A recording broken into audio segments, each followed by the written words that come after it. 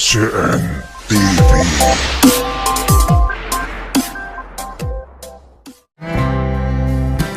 Assalamualaikum pemirsa. Hari ini ada kabar yang mengejutkan lur ya.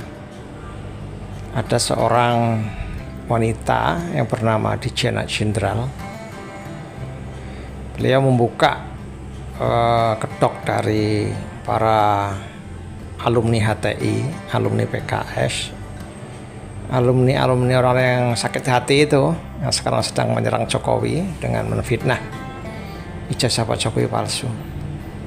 Oke, sedulur, kita ikuti dialog ya dari Diana Jenderal agar kita paham ya duduk perkaranya yang sedang kisruh akhir-akhir ini. Kali ini narasumber saya agak berbeda dan mungkin surprise buat kalian ya. Katanya anak jenderal. Benar begitu, Bu? Anak jenderal? Jadi ini nama apa ya istilahnya, nama waktu kampanye itu. Oh, tapi ini jenderalnya sebenarnya bapak saya TNI. TNI. Oke. Bapak saya TNI, Kopassus juga. Kopassus, wah. Dulu pengamanan presiden sama. Cuma sudah almarhum. Oh, silsilahnya singkat gitu ya? Singkat begitu. Tapi yang panjangnya gimana? Kenapa nama anak jenderal? Biar jelas dulu nih. Kenapa saya pakai nama anak jenderal? Oke. Jadi waktu kampanye itu kan kubu Bapak Anies itu kan menyebut namanya anak abah. Anak abah. Oh iya, berarti ada anak abah. Berarti pendukung abah kan kalau anak Oke. abah. Nah, saya pendukung Prabowo. Jadi saya anak jenderal. Tandingan nih? Tandingan. Oh, ini ada tandingan ya buat teman-teman anak abah. Anak abah nih. Ini ada anak jenderal nih. Jenderal. Oke, terus silakan terus. Dari masa Pilpres kemarin hingga kemarin gimana? Iya, memang seperti itu ya. Dulu waktu dari 2014 dulu lah saya cerita ya, biar agak nyambung. Boleh.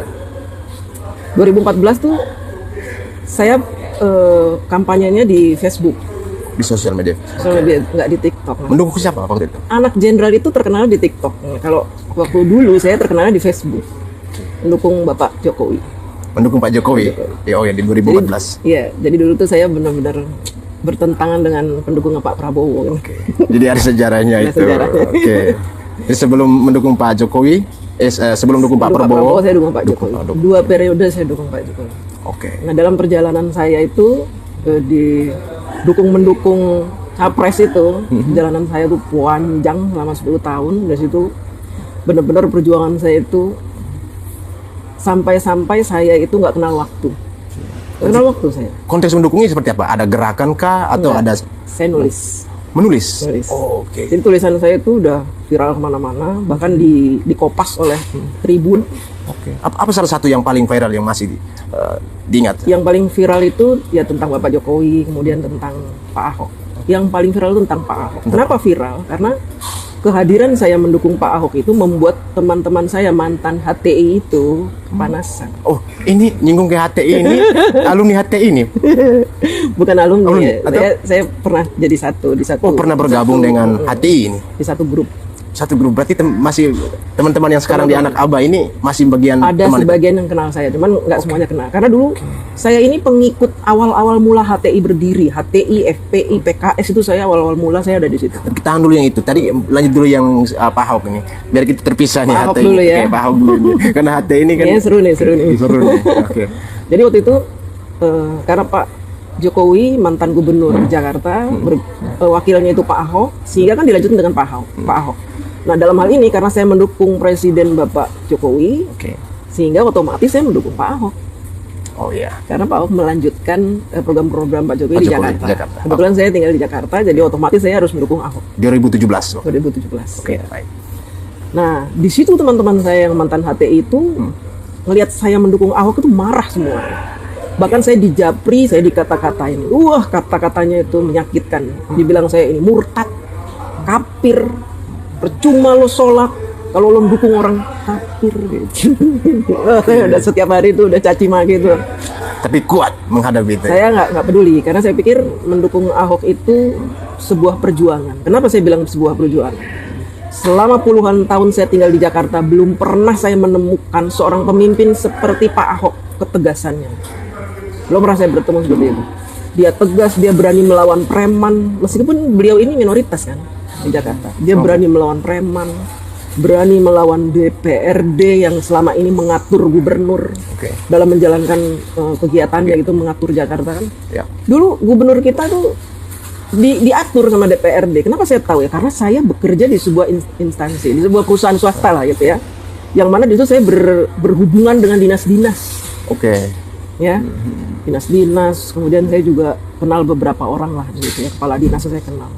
Nah di situ saya tahu cerita banyak tentang gubernur-gubernur kita dari era Pak Soeharto sampai era Bapak Jokowi, Ahok, saya tahu semua. Kinerja mereka saya tahu. Dan ketika Pak Jokowi dan Pak Ahok memimpin Jakarta, udah awalnya saya nggak peduli dengan politik. Saya dulu bekerja nyari duit. Kerja saya nyari duit. Ketika Pak Jokowi hadir dengan Pak Ahok merubah birokrasi yang ada di Jakarta, saya langsung ini kayaknya saya harus nyemplung nih di politik nih. Karena saya punya banyak cerita tentang pemimpin-pemimpin sejarah di Jakarta. perjuangannya. Sejarahnya saya punya banyak cerita. Jadi saya harus kemukakan ini supaya banyak orang yang memahami bagaimana cara memilih pemimpin yang baik seperti apa gitu. Nah setelah Pak Ahok kan Pak Anies. Ya, gimana nih pengalaman dengan Pak Anies? Gimana ini? Jadi waktu kampanye Pak Ahok dengan Pak Anies itu luar biasa. Saya sempat dipersekusi FPI. Dipersekusi FPI. Didatengin sama orang-orang FPI ke kantor saya. Karena mereka nggak berhasil menemukan rumah saya, akhirnya datang ke kantor. Diintimidasi ya? Intimidasi. Datang ke kantor. Mereka tahu kalau saya ini aktivis buruh. Buruh, ya saya kan salah satu pengurus SPSI Serikat Pekerja gitu.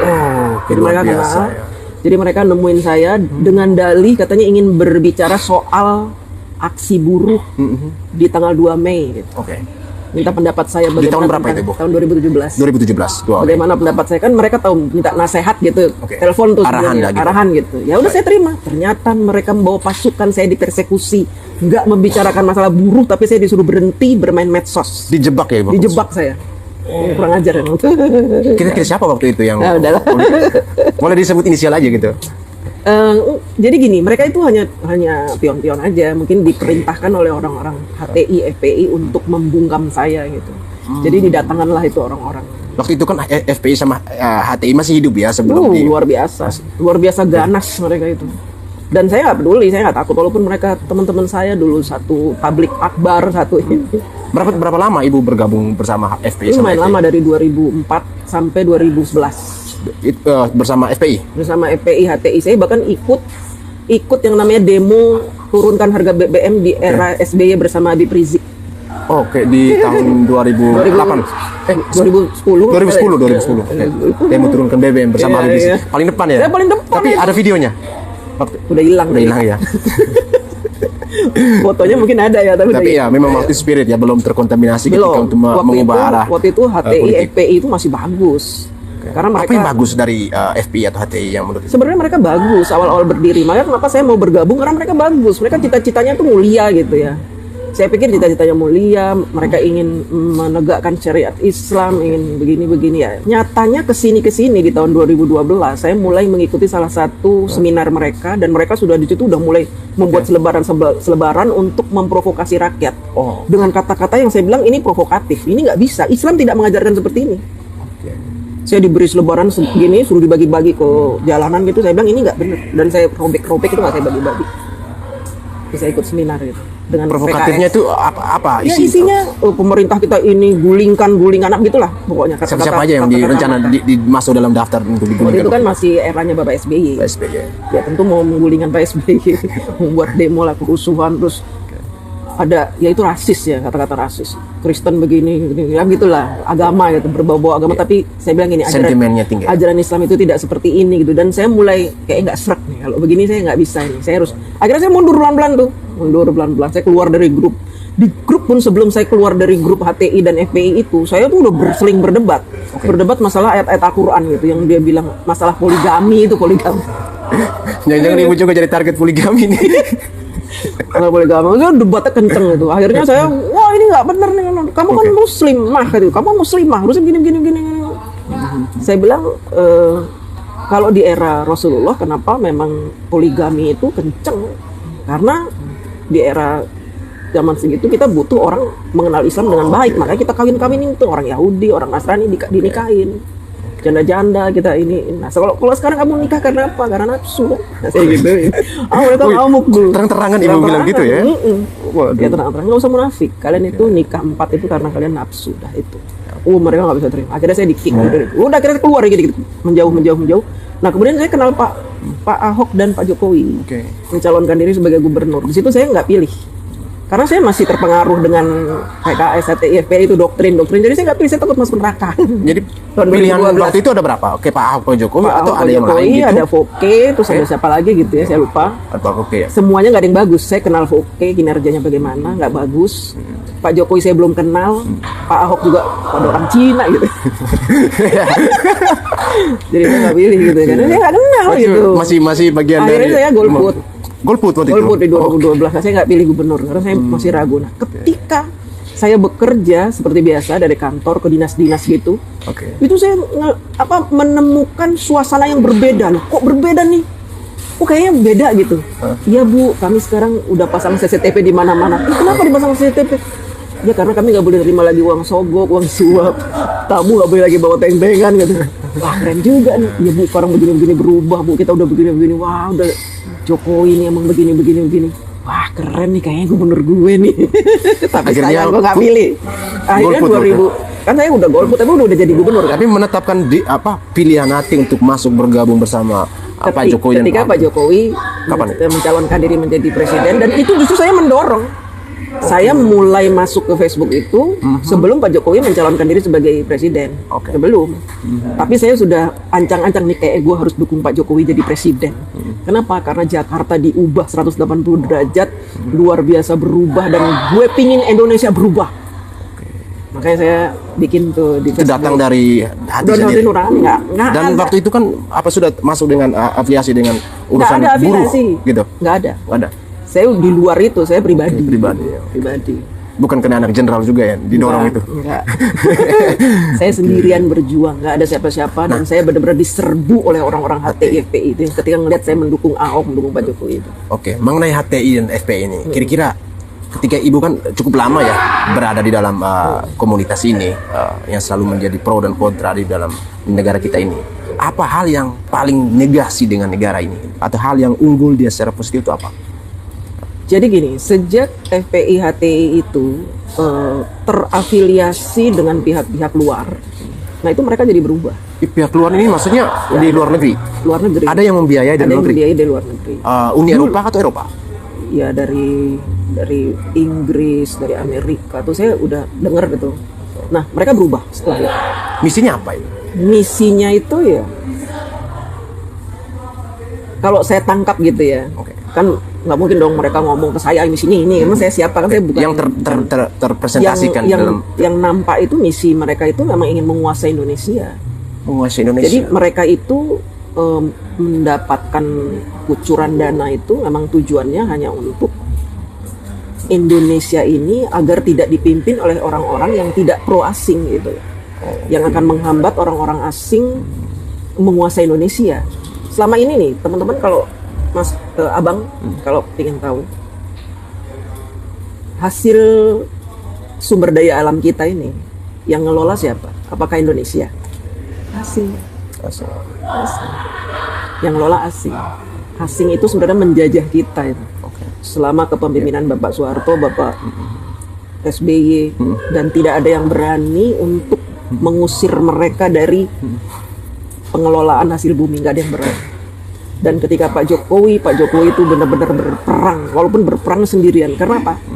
Di kiri kanan Pak Jokowi itu ternyata juga terafiliasi dengan orang-orang asing ini. Nah, organisasi HTI FPI itu dianggap bisa mewakili mereka, mempengaruhi suara rakyat Indonesia yang mayoritas Muslim. Segmentasinya lebih kepada Muslim. Teman-teman atau masyarakat Muslim ya gitu. Kalau mereka bisa menjual ayat-ayat atau apa, pasti nanti mereka akan didukung oleh umat Islam kan. Nah ketika ada suara banyak mendukung FPI HTI yang dia ini kaki tangannya asing, otomatis asing dengan mudah tetap mencengkram Indonesia dengan mudah. Tapi sayangnya mereka ketemu Jokowi ini menghambat langkah-langkah FPI dan HTI. Tapi Pak Jokowi malah bilang antek asing. Nah, itu ya. strategi mereka. Oke. Padahal mereka juga Padahal sudah justru mereka yang memulai gitu. betul. Dan yang mendukung mereka bukan dari Cina, yang mendukung Pak Jokowi dari Cina. Yang mendukung mereka dari Eropa. Oh. Makanya mereka bilang antek Cina. Karena memang Eropa dengan Cina juga kan Ya, perang dagangnya cukup sengit ya. Oke. Nah, ini sebenarnya yang memang harus terus-menerus diinformasikan kepada rakyat Indonesia. Hati-hati dengan kelompok-kelompok orang yang menjual agama ini. Dan di dunia ini kan jualan yang paling mahal itu, laris itu ya. Di Indonesia ini kenapa FPI HTI cepat berkembang? Karena mayoritas Muslim dan mereka gampang terdoktrin. Karena ini orang ini jualan agama. Dan kenapa Pak Jokowi membubarkan? Karena selama Pak Jokowi melawan orang asing ini terhambat juga oleh mereka. Karena mereka setiap Pak Jokowi ingin membuat sesuatu, ngerebut blok rokan misalkan, mereka tuh ntar ada demo ini, gulingkan Jokowi. Ingat nggak? 2015 Pak Jokowi mau digulingkan, itu Pak Jokowi ingin merebut blok mana? Ya. Nah, tapi kan kabarnya kan sekarang nih Bu, mereka walaupun organisasinya udah dibubarkan, tapi pergerakannya masih ada nih. Ini apa yang Ibu lihat? Kan teman-teman Ibu sekarang juga yang masih dikaitkan dengan kasus ijazahnya Pak Jokowi, beberapa ormas ataupun aliansi, baik di PIK bahkan di jalan-jalan. Ini apa yang Ibu mau katakan ke mereka ini? Nah, ketika ormas mereka dibubarkan, double ormas ini dibubarkan. Double ormas ini dibubarkan. Mereka ini muncul dendam yang teramat sangat. Karena apa? Pertama, kucuran dana tidak ada lagi. Ketika mereka bubar, otomatis berhenti kucuran dananya. Ketika kucuran dana berhenti itu, apakah mereka ada hasrat untuk mencari sumber dana yang baru lagi? Yang jelas, mereka punya kucuran dana dari mana-mana. Mungkin dari sini berhenti, tapi yang di sini masih membiayai. Kan kita nggak bisa sebut namanya ya, masih membiayai. Ya akhirnya apa? Karena mereka dibubarkan, mereka berupaya untuk bikin lagi organisasi baru. Makanya teman-teman harus tahu nih, ada organisasi baru namanya FPI. Tapi 2 kali mereka bikin organisasi ditolak oleh Kemenkumham. FPI, bukan Front Pembela Islam, tapi bukan, tapi berubah. Front Persatuan Islam itu yang pertama ditolak. Akhirnya mereka ubah Front Persaudaraan Islam. Dan sampai sekarang belum ada legalitasnya. Pergerakannya ilegal. Dianggap pergerakannya ilegal kalau menurut saya. Tapi dananya ya tetap saja karena kan dianggap bahwa ketua dari FPI dan HTI ini kan masih punya power, people power. Yang muncul di permukaan ini kan orang melihat bahwa HR ya, HR yang mengorganisasi ini di permukaan dan apakah antara FPI dan HTI ini punya satu sumbu yang sama? Satu sumbu. Oke. Berarti sekarang ketika sudah dibubarkan lalu ada munculnya dengan FPI yang baru ini, apakah masih tetap dengan satu sumbu yang sama untuk organisasi itu? Sama. Tapi mereka sudah tidak punya kekuatan lagi. Nah, kenapa mereka sekarang tidak punya kekuatan lagi? Karena tahun 2019 kalau nggak salah ya, ada Kiai NU yang namanya Kiai Madudin itu menemukan sebuah riset bahwa ternyata yang namanya Habib-Habib itu bukan keturunan Rasulullah. Artinya apa? Selama ini umat Islam ditipu mentah-mentah oleh mereka. Yang menggalang kekuatan Islam ternyata si penggalang ini bukan turunan Rasulullah. Lalu selama ini kita menganggap beliau ini mau mendukung beliau ini karena apa? Karena kita anggap ini cucunya Nabi junjungan kita. Nah, ketika Imaduddin membuat temuan, akhirnya mereka melemah. Jadi walaupun mereka sudah bikin organisasi baru dengan nama yang sama, kekuatannya tidak seperti dulu sebelum dibubarkan. Berarti pergerakannya mungkin halus. Pergerakannya sudah lemah, tapi tetap masih ada akar-akarnya itu masih ada ya. Masih ada. Dan mereka masih berkegiatan di mana-mana. Masih ada. Salah satu kegiatan sekarang yang paling muncul di permukaan itu apa? Ijazah palsu. Ijazah palsu. Itu salah satu proyek besar yang harus mereka tuntaskan. Karena apa? Harapannya kalau proyek ijazah palsu ini sukses, mereka menjadikan Pak Jokowi pesakitan di pengadilan, maka otomatis Pak Jokowi itu yang sudah membuat undang-undang hilirisasi, membuat banyak undang-undang untuk pembubaran FPI, pembubaran HTI itu dianggap gugur. Kalau gugur berarti mereka ingin bergerak lagi, tumbuh lagi. Berarti dengan pergerakan ini berarti ada seseorang yang mereka ingin dorong untuk memimpin lagi. Kira-kira ada nggak siapa yang diinisialkan itu? Ya ada. Ada Mereka sudah punya calon sendiri untuk menggantikan. Pak Prabowo. Nah sebenarnya gini, mereka menyerang Pak Jokowi, tapi ujung-ujungnya mereka ingin menjatuhkan Prabowo. Itu sebenarnya ujung-ujungnya itu. Berarti narasi mereka bahwa mereka mencintai Prabowo Itu bullshit gitu. Karena saya tahu sekali waktu Pilpres tahun 2024 itu kan mereka Habib-habibnya itu menghina Prabowo habis-habisan, yang dibilang setruk lah, lumpuh, orang setruk nggak bisa ngurus dirinya sendiri, mau ngurus negara. Saya ingat itu. Habib siapa itu yang ngomong gitu? tapi sekarang udah ditarik Prabowo, Sekarang udah dirangkul Prabowo gitu. Jadi agak senyap ya pembicaraan itu. makanya Tapi mereka track senyap, recordnya masih tetap ada. Tapi tetap saja mereka tidak ikhlas negara ini dipimpin oleh orang yang berkoalisi dengan yang menyebabkan ormas mereka bubar. Makanya mereka selalu memunculkan kata-kata matahari kembar. Dibilang ini katanya macan Asia, ternyata kucing, masih juga jadi bonekanya Jokowi begini-begini. Itu sebenarnya kan begitu. Berarti kalau mau dilihat dari setelah sebelum ijazah Pak Jokowi akan isu pemakzulan juga. Apakah mereka ini juga lah yang orkestrasi di balik layar itu? Iya, udah pasti. Itu kan sebenarnya ada rangkaian-rangkaiannya dari sejak tahun ketika mereka dibubarkan tahun 2019 itu, rangkaian-rangkaian untuk menjatuhkan Pak Jokowi itu terus sampai sekarang itu. Nah, tidak hanya Sekarang masalah sipil. memakzulkan Mas Gibran. Nah, dalam pemakzulan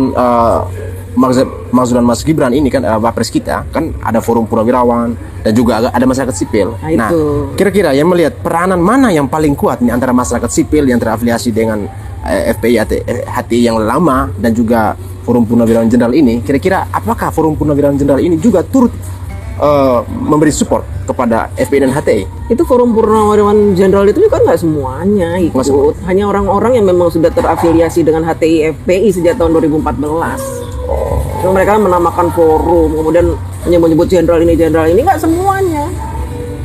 Mantan jenderal itu banyak yang waras, yang nggak waras itu hanya beberapa. Berarti keterlibatan untuk ormas ini tidak hanya masyarakat sipil ya sejatinya. Ya, iya, tidak hanya masyarakat sipil, tapi mantan jenderal ini kenapa dimunculkan? Karena ya biar untuk unjuk gigi nih, kita ini hebat loh, ada mantan jenderal gitu. Padahal mereka tuh udah, menurut saya, mereka tuh udah lemah. Udah lemah atau emang nggak kebagian jatah ini di pemerintah Lemah Prabowo? dan nggak kebagian jatah. Banyak yang berpikir itu karena kalau dilihat bahwa kalau kata Ibu tadi bahwa dalam forum purnawirawan TNI ini kan tidak semua yang mendukung Prabowo, ada juga yang mendukung Ada juga Pak yang Anies mendukung. sebelumnya ya di Iya. era Pilpres. Jadi apa istilahnya berarti dalam perjalanannya ini kan pasti ada yang belum kebagian jatah, makanya bergabung seperti itu. Tapi ya it's okay lah, itu kan sesuatu yang sangat politis. Tetapi ketika masuk dalam sesuatu yang sangat sensitif seperti agama dalam hal ini FPI dan HTI ini kan tentunya kan isu ini sangat segmentasinya sangat terbatas begitu. Tapi pengaruhnya besar ternyata. Betul. Nah, terhadap proyek ijazah ini Ibu, kira-kira mau sampai kapan dimainkan oleh mereka nih? Ini nggak akan ada berhentinya. Setelah proyek ijazah palsu akan ada lagi. Mungkin kasusnya Mas Gibran nanti diserang, gagal nanti serang lagi Pak Jokowi, gagal serang lagi Gibran, itu aja. Hanya Jokowi Gibran itu aja yang akan mereka mainkan, hanya itu. Sampai bener-bener Gibran lengser, Pak Jokowi nggak ada lagi yang mencintai karena sudah image buruk yang mereka ciptakan itu sebenarnya nggak akan berhenti. Berarti apa Ibu mau katakan bahwa ini mereka adalah pasukan orang-orang yang merasa sakit hati dengan kepemimpinan itu? Tapi kan mereka nggak mau dibilang pasukan sakit hati.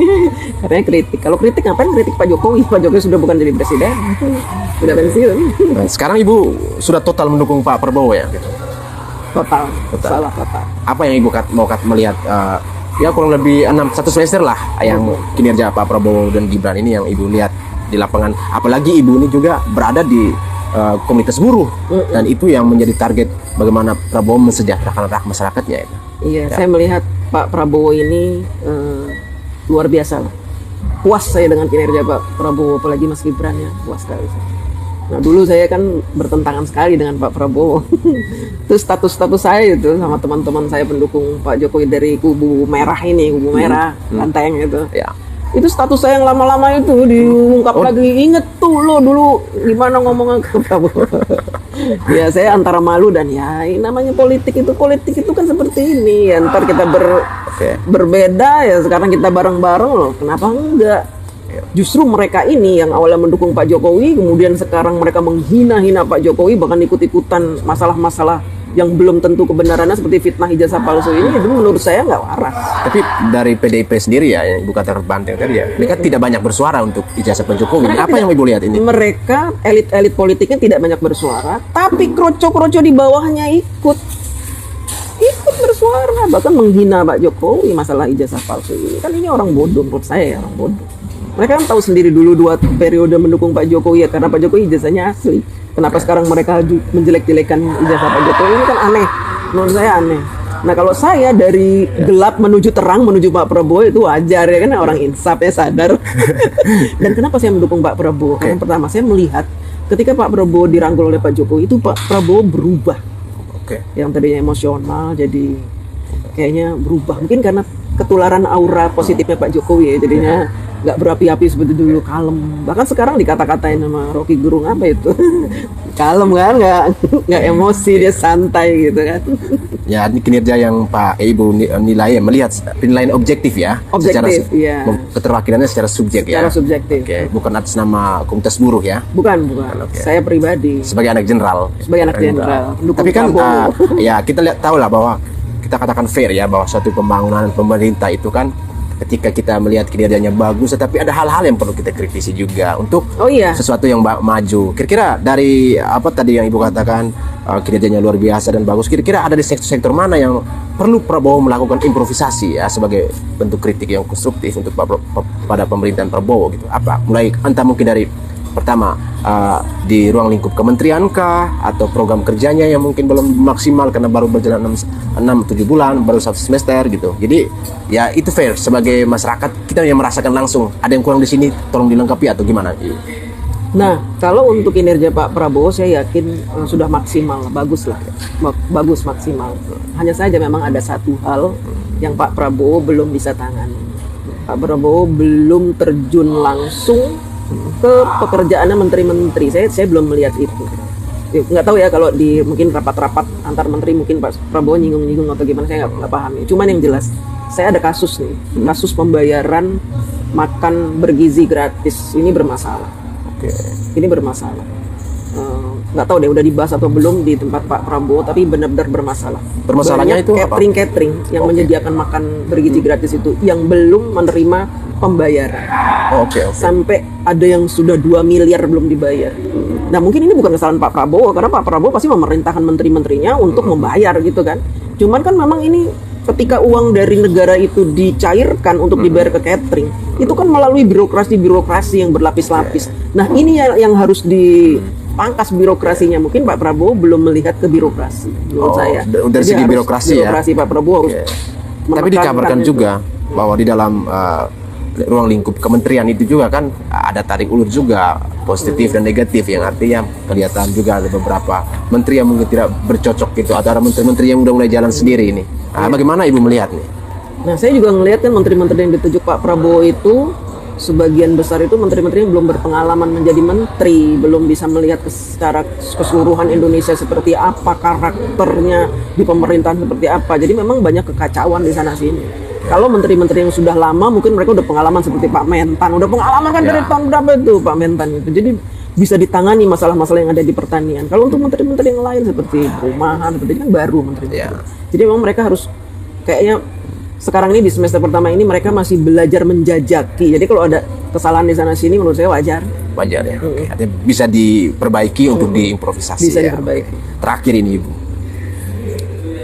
apa yang mau katakan terhadap orang-orang yang masih berada dalam ruang lingkup HTI dan FPI ini sebagai anak jenderal? Jadi begini, Indonesia ini saat ini sedang menuju ke titik emas sebenarnya ya. Pak Jokowi sudah membuat landasan yang bagus buat Indonesia. Pak Prabowo melanjutkan untuk membangun bangunan yang megah buat negara Indonesia. Sebaiknya orang-orang FPI, HTI sudahi saja dendamnya. Kalau memang kalian punya niat baik untuk bangsa ini, seharusnya kalian itu tidak membuat keonaran, nggak membuat keonaran dari langkah-langkah yang Pak Prabowo sedang jalankan saat ini untuk menjadikan Indonesia negara yang dikdaya, makmur, sejahtera.